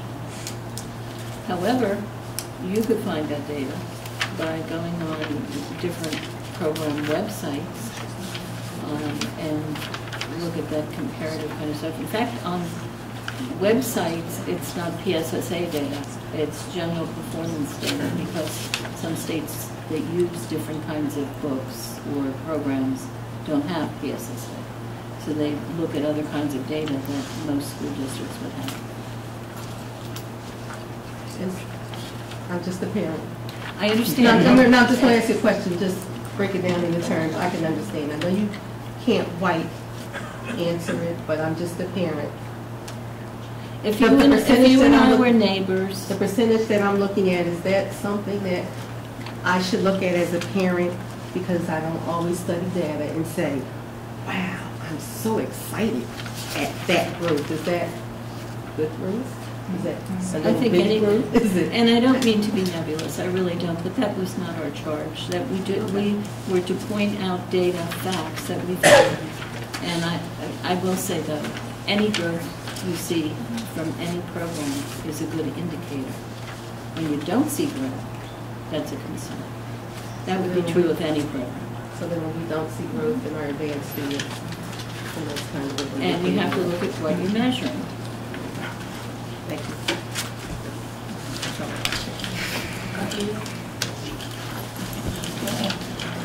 Okay. So this is what happens when your community is muted, ignored, and silenced.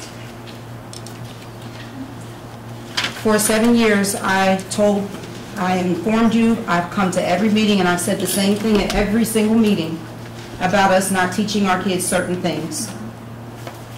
Every single meeting, I've asked you all about it. Do you all know how much money is in your education budget? Like, do you know how much money we are spending on SFA? Curriculum budget is $300,000. That's how much money we are spending on SFA? No, because we use Title I. Right. So next week, we're going to vote to try to raise my taxes again. We are spending too much money in SFA, that's what I see, and we don't know how much money we're actually spending, but we want to vote to raise my taxes next week. That is a problem. Oh, we're not voting to raise our taxes next week? Yes, we are. Okay, thank you. So since we're voting to raise my taxes next week, and we don't know how much money we're spending, and some of the findings from this program is the fact that we should conduct an SFA cost-benefit analysis, and the fact that we have so many people trying to help to raise our test scores, and then in certain 38%, 35% proficient students, my child is going to 6th grade as well. She doesn't have the materials to teach her for next year. What are we going to do for children like her? While I understand that we didn't look at certain kids, she also has a GIEP. So now I would like to know, what is our plan to figure this out? To not only take more money out my household and still not educate my child. So you understand that any program we have will cost money? You understand that other programs also teach grammar and writing? Okay, thank you. So, yes, and I'm sorry, Jennifer, because I know you're 100% right, but as we talked on the phone last week and said putting our children first is important, this is one of those moments where we have to put our children first. And we're going to look at these And findings. And take action. We have to take action now, because years ago when we asked, I'm sorry, I'm not disagreeing with you, I agree. But years ago, when we asked for this program before we got to this point, we asked for this program to just be gone. Before we had to ask for our wonderful DCIU to come here, we asked for this program to be gone because we knew it. We know our children. And every year, which is how Ms. Stevens and I met, every year, our children are getting older and older and older and older, and we keep saying, okay, next year, okay, next year, okay, well, when our superintendent leaves, okay, when we have another switch, okay, when? And this is why I was so animate about calling you guys and talking to you guys all school year long to try to get this resolved before the school year, and we don't even know how much money is being spent in this program. That's why I'm disappointed, and that's why I'm telling you guys, no, you can't have our tax money. And my thing is this, until we get all of that information out on the table, I know I've been at the business meetings as well, and I know that's like some evil stuff to say. Oh my goodness, we have to increase taxes. I know we have to increase taxes. I know. But y'all don't even know where the money is and where the money is going. So that's why we have an issue. Ms. Lewis, what is the #1 expense in our next year's budget? The #1 expense in our next year's budget is, no, it happens every single year. We already had this discussion at the last meeting, and that's okay. We talked about salaries, and I'm telling you that I am paying for my child to have an education. My child is not being educated. So we're going to, I definitely want you to definitely state what's on your mind, what you have to say. Okay, and I apologize for being, maybe I'm too loud. The thing is, what I don't want to do is that I would like to talk about education and keep it on that. Okay, so let's talk about the fact that with regard to taxes, I do understand your frustration with that as well. Yes, because we're asking for more money and we don't know how much we're spending on this particular program that we know is not working, and that's why. This audit didn't say it's not working. Okay. No, it said it has pros and cons. One second, hold on. You can't make that assumption because we have not read the audit report. So before we state that to the public, we need to read the audit report before we say that it was not found that this program. They did give us some areas, some assessment areas that they told us where we lacked it. So I don't think it's safe to say that. From this document, I am inferring that there are pros and cons. I stand corrected. Thank you. So from the fact that we are, like I said, we are spending our money, okay, and we're asking for more money, and we know that there are holes in certain things in our school district, such as the education of our special ed, education of our regular ed, education of our special ed in our gifted, ELL, and special needs.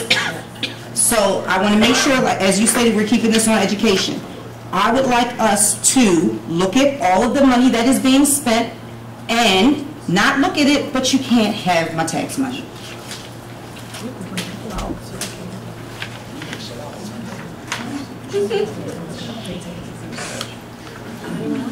Is there any more questions at this time?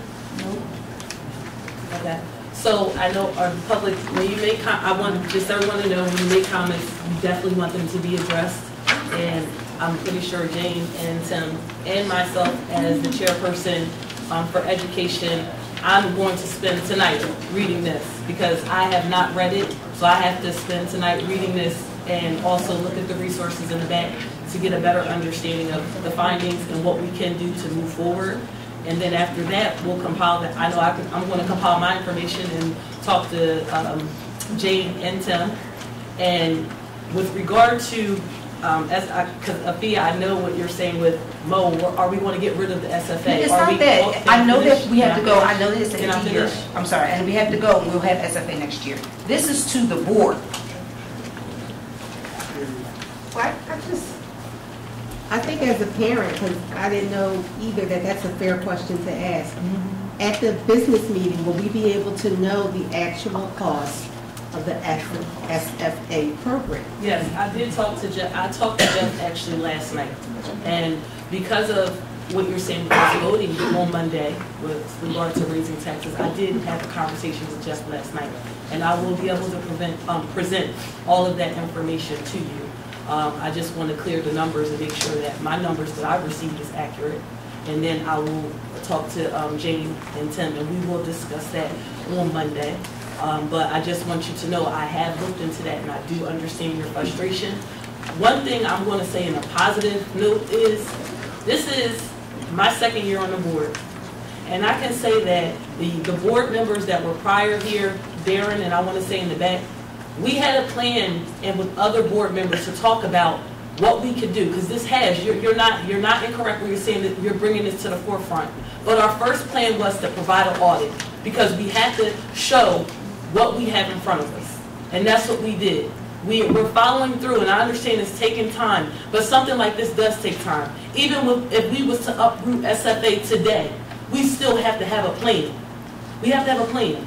So I just want everybody to know we are moving forward with reading this and getting some corrective actions and figuring out how do we move forward as a district and the best things that we can do to provide the needs for our kids in the community.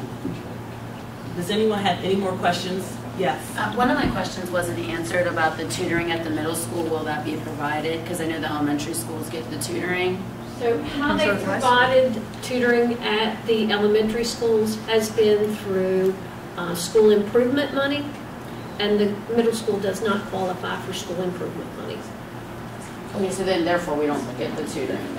At this moment, unless we reallocate resources, but that's how we've been providing tutoring at the elementary schools. There are 6 schools that have been identified as either priority or focus. They get extra money for that. Okay, even though our scores are decreasing at the middle school, like we're not considered a priority. So the state reclassifies you. I don't classify you, the state does. State has not reclassified schools in probably 8 years, 7 or 8 years. They are getting ready with new ESSA to reclassify schools. You may be reclassified, I'm not sure, but they're not going to be priority or focus. They're giving them a whole different name on that, but that's under the new ESSA regulations. So can we remove a facilitator from the middle school, since we have 2 of them, and use that money for the kids? That can be an option. You need to speak with, because each principal gets to write their own, how they use their title money. So you can talk to Mr. Hill about that. I mean, he's going to, because at the end of the day, you're his boss, you're the board. I don't feel comfortable telling Mr. Hill to change his budget. But if we're saying that, that tutoring in the program, if we take away a facilitator and take the money and put it into the kids, but that's above my pay grade. So I don't feel comfortable talking to Mr. Hill about that. Right. So what we do is you listen to what you have to say, we acknowledge it, and then we'll come back to it. Yes. Because that's nothing that we'll be able to answer at this time, right here at this moment. Yeah, that's fine. Okay, but thank you for stating that. To give, maybe we can, I'm not sure, but we have to collectively come together and figure out what are the best options to move forward. I just know it sounds better. Y'all have the discussion because y'all gonna vote on it and everything. But me talking to Mr. Hill, that's not really appropriate. I don't feel as though that's appropriate. Thank you. No problem. If any board of directors, do you have anybody else have any more questions? All right. Thank you very much. Thanks again.